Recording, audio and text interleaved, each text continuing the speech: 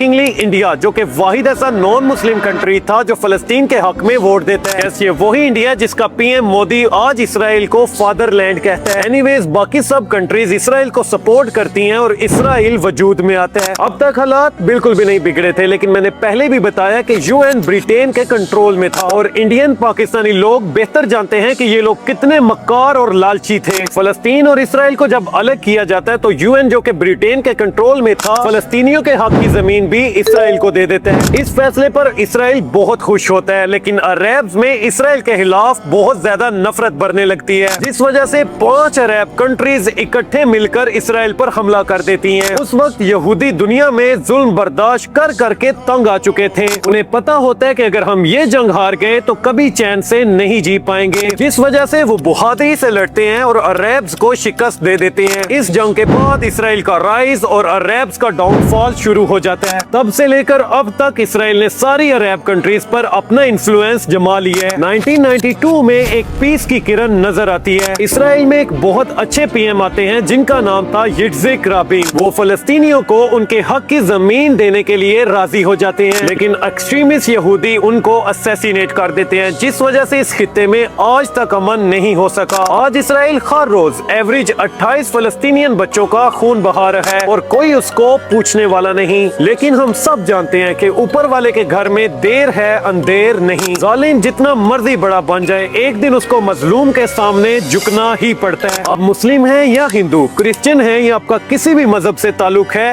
आपको फलस्तीनियों के हक में आवाज जरूर उठानी चाहिए। May Allah grant all the Palestinian martyrs Jannah. That's it for today. Follow for more valuable content. Take care and peace out.